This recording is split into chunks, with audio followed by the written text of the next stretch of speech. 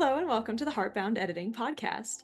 This is episode 5 of the weekly Story Savvy series, where we tackle the 52 biggest self editing topics and tips to help you make your good story great, as an aspiring author asks me, a developmental editor, all of the questions you've wanted to.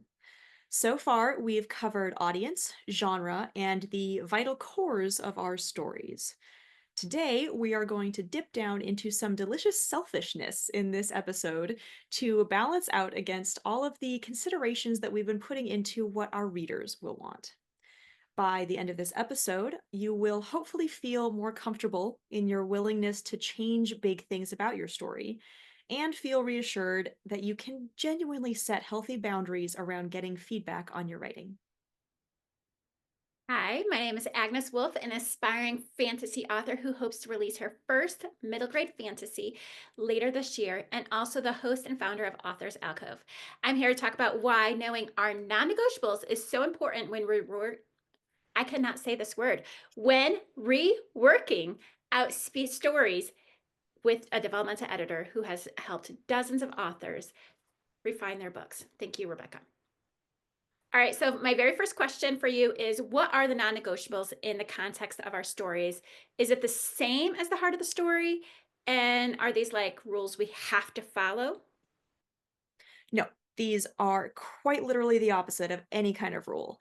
That is the entire point of this episode. So, this is far more about what you are most excited about and or love the most in your story, which you will change anything else to accommodate. The non-negotiable is what you decide you love so much that you are going to ignore all advice around so that you stay in love with your story. And how this differs from our core statements is our core statements are about the story working. They are about delivering momentum and catharsis and a coherent story experience. What the non-negotiable about is making sure that when you're done with your self-editing and the professional editing and you put your book out into the world, that you haven't compromised so hard on it that you don't even like it anymore. So I think this, you just kind of answered this, but I'm going to ask anyway. Why is it important to know this? I did touch on that, but I will say it this way as well, so that you stay in love with what you're writing and have a solid layer of mental armor in place exactly where you need it for when you start getting outside feedback. When you get feedback, you might not know where it's going to really hurt if someone says, "Oh, I didn't like this part." And if you're not braced for it, that can be devastating. That can end your desire to finish that book or start the next one or anything else. So, knowing what this is for yourself ahead of time and just telling yourself, because I am giving you permission, I'm a developmental editor, I'm giving you permission to have this non negotiable and say, you know what? I am going to listen to all of the advice that I get around it, but I reserve the right to completely dismiss it for no reason other than I don't want to change this one thing if it doesn't line up with what I want to do with it. So it's about deciding ahead of time, like I said, what you're willing to ignore advice around. I suggest you still listen because sometimes it can improve your non negotiable. Sometimes maybe that aspect of the non negotiable is negotiable and if you get the right advice for it. But if you name something that you're not willing to compromise on and you keep that safe, it can make an author so much more willing to make changes elsewhere, to actually take on advice and not feel hurt by advice in all of the other arenas. So something you said sparked a memory from an interview I had with a different developmental editor. And she had stated that oftentimes when people get told negative feedback on things that they really love about their story, they think they have to change everything. And they think that they have to, and so I think that from what I heard you just say, you kind of confirmed that sometimes it's just a small edit and you can still keep that. It's just something is not quite aligning to make it Yes. lovable. Yeah, and specificity is your friend when thinking about your non-negotiables. So, just thinking back to some of mine in my own work, one of my non-negotiables was initially when I first sort of named it for myself, well, I want a magic system that has no cost because I haven't seen that before. But I got good feedback on that that really got into a lot more detail and was explaining like, hey, the issue isn't with your magic system necessarily, it's that your characters are overpowered.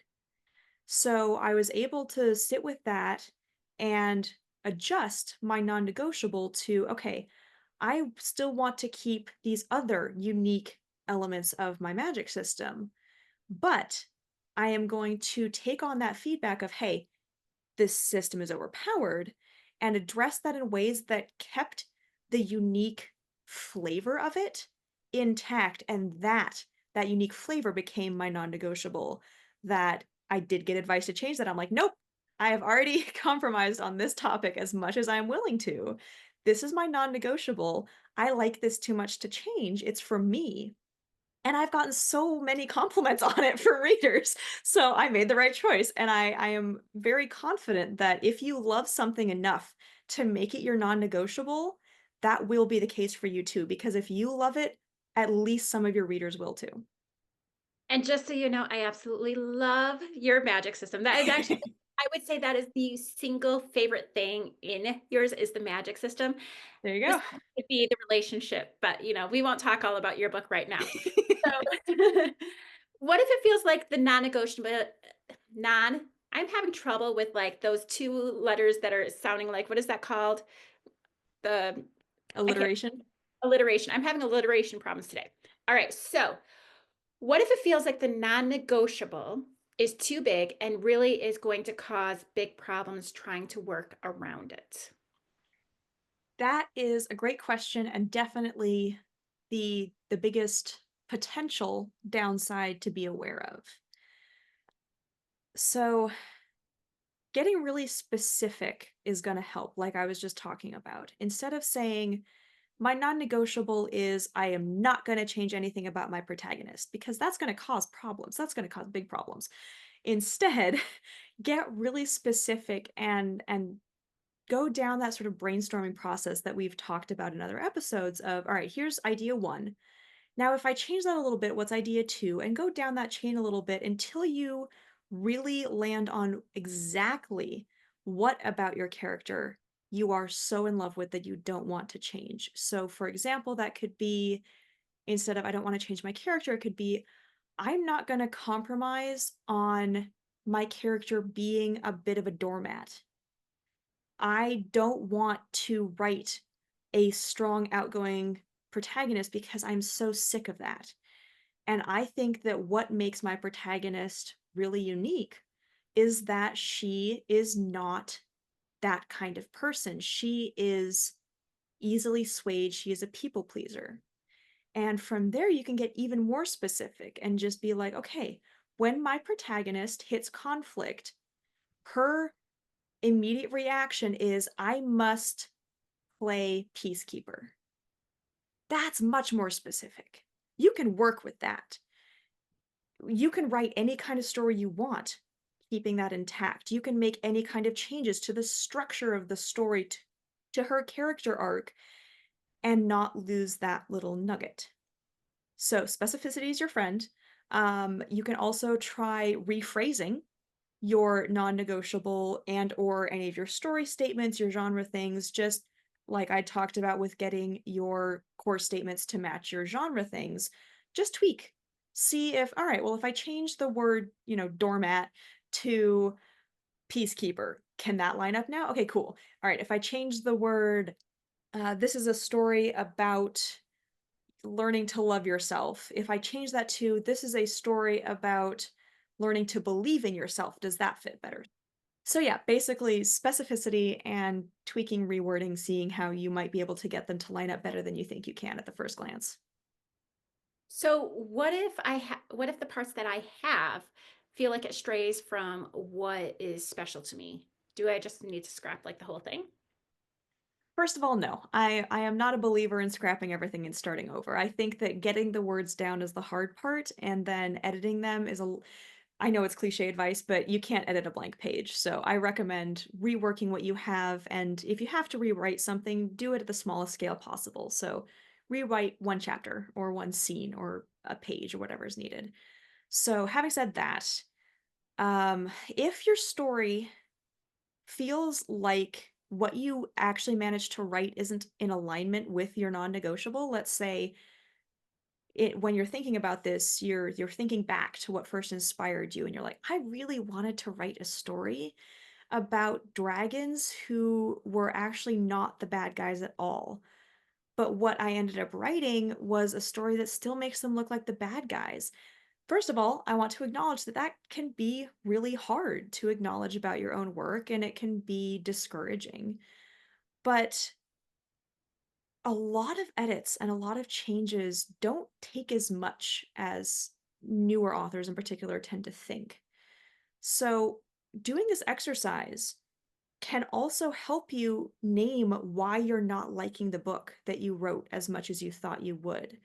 So, I suggest going through the same exercises and writing out what your non-negotiable is and or what you'd wanted it to be at the beginning, because the only point of this exercise is finding what spark in your heart is like, yes, this story.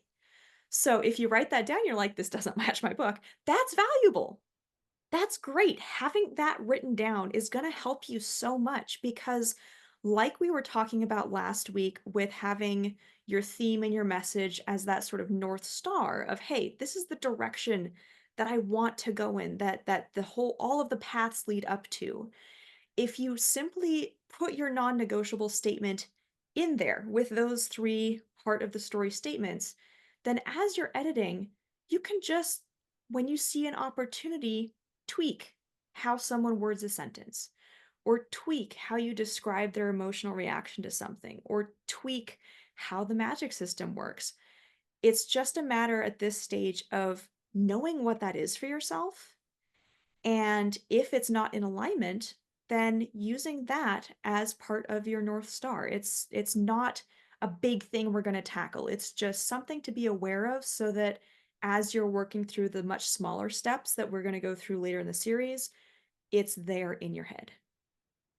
So, what are some questions I can ask myself so I know whether I should keep a scene that feels like a non negotiable, but may have strayed from the heart of the story? How should I handle that? Similarly, again, specificity is going to help. So I've definitely been in the position of going, but I love this scene. I had so much fun writing this scene. I had so much fun imagining, like, this was one of the first scene ideas I had for this whole book. What do you mean it's not serving the story? So, taking a step back and getting really specific again is what I recommend here, because it's probably not that you love every single word in that scene in exactly the order that they are in. It's probably more a case of, oh my gosh, I really loved this emotional moment between these two characters. Or, wow, I really liked the twist that I had there that's going to make the reader go, whoa, I didn't see that coming. Or, I really love the wording of these, three sentences that are just gorgeous prose. So, again, getting specific is so helpful in these non negotiables because if you have a scene that's not serving the story, that's not, aligned with your core statements or not aligned with your genre or anything like that, the more specific you can get on the non-negotiables, the better because you can just move them. You can just take that really delicious emotional moment between two characters and find a spot, let's say 3 chapters earlier, where it can just slot right in and have the same impact and still be exactly how you wrote it. And you can take that twist and you can, what's the word I'm looking for? Like tease it out another 2 acts and use that twist where it's going to be even more impactful. And you can take those lines of perfect prose and just put them somewhere else. And in doing this, you've taken, let's say, 300 words, and you can scrap the other 3,000 words out of that chapter, and your story is going to be stronger for it. So, again, the question is, all right, am I actually attached to the scene, or am I attached to something that actually that's like a page of this scene? All right, am I actually attached to this whole page or am I attached to this one thing that happens? Okay, am I attached to this one thing that happens or am I attached to this one sentence that I'm so proud of how I described what happened? So asking yourself those winnowing questions to get down from this is so big, I don't know how to handle this to okay, this is that little, diamond sitting there that I don't want to lose and I can just pick that up and put it somewhere else. Is that helpful? It's very helpful. I really liked what you said, and I think that kind of goes back to the thing that I was saying earlier about how the developmental editor, and you were basically saying the same thing, is that the editing really is not as big as you think it is when you first Yeah. hear you need to scrap this scene. You don't usually have to literally scrap everything about it. I love that so much. So, how can I know if I have scenes or aspects that take away from what is important to me? First of all, there is not an easy answer to this, and that is why I have a job as a developmental editor. There are lots of things that we can do for ourselves in self-editing, but sometimes you really just have to have that outside perspective. So, apart from that, since this is a self-editing series, I will say that, again, just having the statement written down is going to be helpful. When you're doing your rereads and you're going back to your inspiration and you're thinking about the changes that you want to make, it's a lot easier to notice gaps and figure out how to fill them and notice, oh, this is really strong right here. How can I maintain that? If you've articulated it, than if it's just simmering in your subconscious. But I wanna recognize and acknowledge that there is a lot of resistance that can come up around this because it's so nebulous, and sometimes it can be hard to really just highlight a sentence and go, "Okay, it comes up here, and it comes up here, and it comes up here." This is more intangible than that, which is part of why I wanna bring it up this early in the series because people will hopefully have had a chance to sort of stew in it since last week. But I don't want to them to stew in that too long to the point where they get discouraged. So, yeah, I I don't know. I love this topic, but it's kind of hard to talk about in really tangible terms, which is very much my goal here. So, how to tell if a scene is getting away from that if it's not in alignment is basically down to your judgment. You are the person who knows how that non-negotiable feels for you when you think about it. And just holding on to that as you're reading through and editing is the best advice I can give there. How can I refine the story to better showcase the elements I'm most passionate about? Another great question. So, I'll start off answering by saying that this really is not like the heart of a story. That is, again, thinking about story craft and the value of it and if it's working. This is so personal that there isn't really any right or wrong answer. So, when you're thinking about refining to bring, the non-negotiable to the surface, that's not really applicable here. Because the non-negotiable isn't necessarily something that you want to show the reader. It can be, but that's not the goal here. So your non-negotiable should the focus should be more on how you can refine the story to make you happier with it. And there isn't story advice for what makes you an individual happy, and that's the point here. So there's no wrong answer, there's no right answer. If you want to showcase an element, there's ways to do that. You bring it up more. You show different aspects of it. You have your characters talk about it and wonder about it and feel things about it. So there's no advice on this that I can really give that doesn't apply to any other element that you want to bring to the surface, be that theme or setting or, goal, quest, whatever it happens to be. So I feel like the non-negotiable really is just letting us fall in love with our story and letting us 100%. and letting that love kind of portray because we love it so much. So it makes sense from a self-editing perspective, but how can I handle this around getting outside feedback, especially from a professional I'm paying to tell me what I need to change? Like you. Great question, and this is the primary reason that I wanted to cover this in this series because I so going off in a weird direction for a small moment, the first developmental editor that I ever worked with was not a good experience. And I have spent a lot of time kind of breaking down why so that I can avoid doing the same things to my clients. And part of that exploration and one of the answers that I came to was that she didn't seem to care about the soul of the story at all. And when I'm editing, I now put a lot of emphasis on that. I really try to never change the soul of a story, only help the author be better at whatever it seems like they were already trying to do.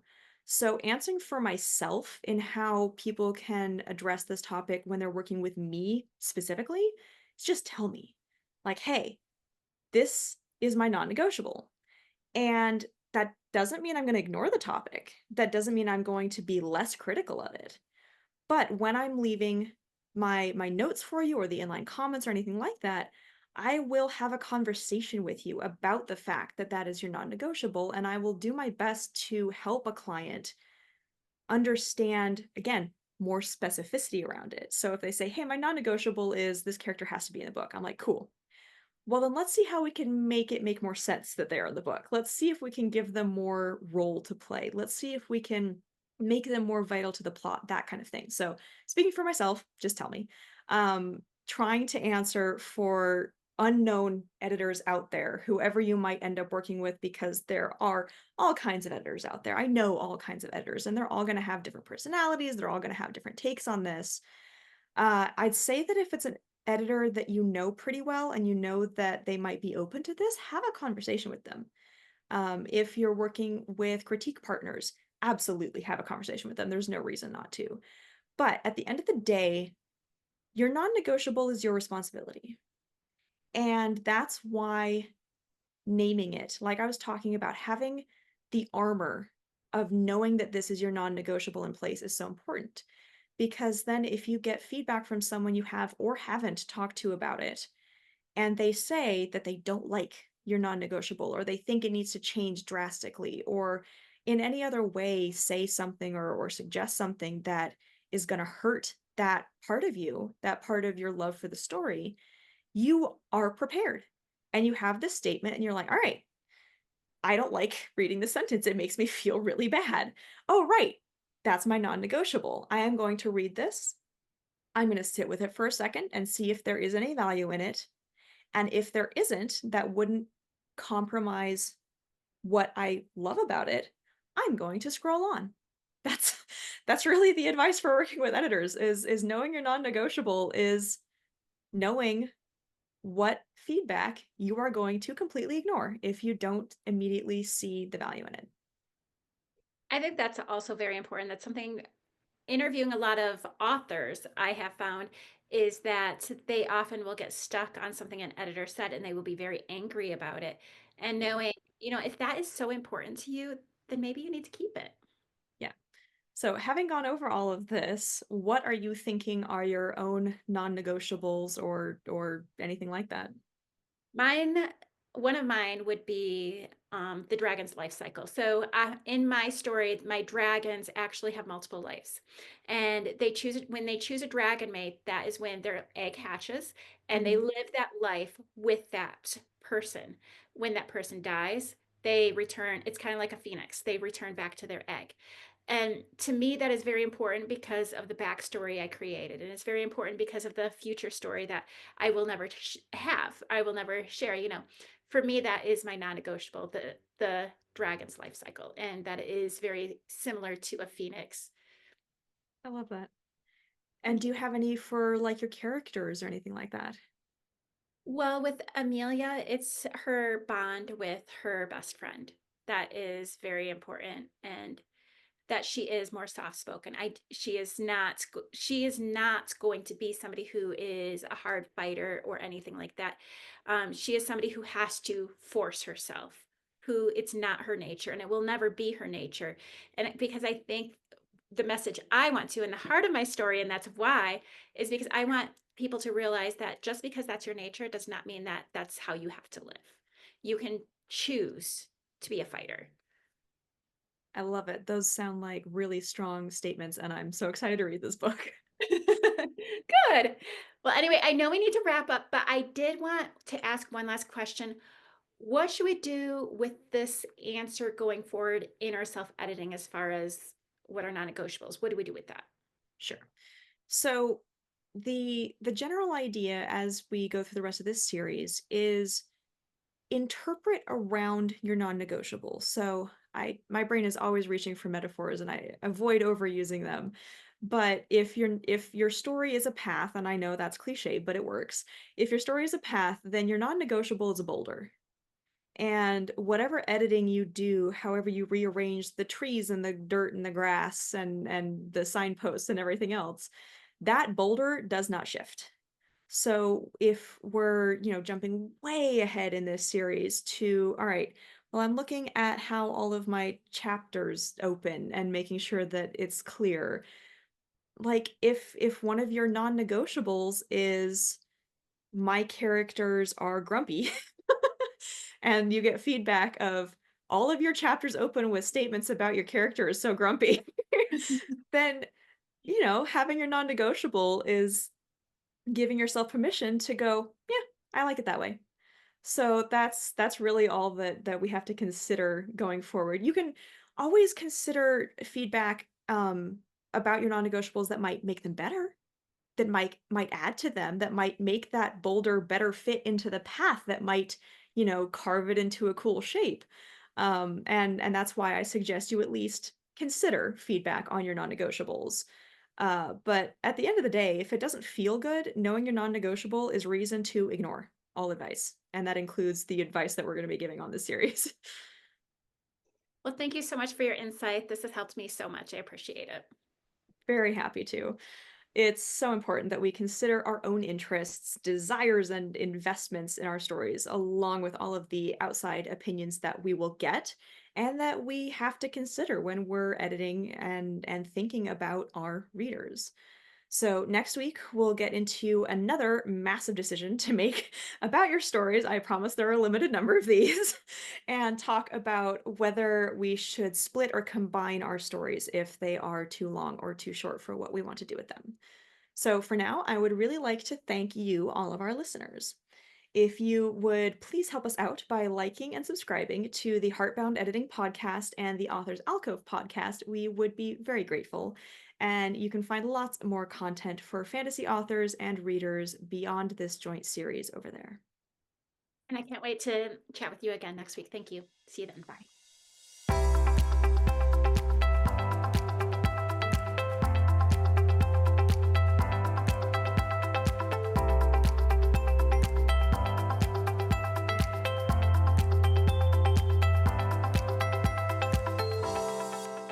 Thank you so much for listening to the Hart Bound Editing Podcast. I look forward to bringing you more content to help you make your good story great so it can change lives and change your world. Follow along to hear more, or visit my website linked in the description to learn how I can help you and your story to flourish. See you next time.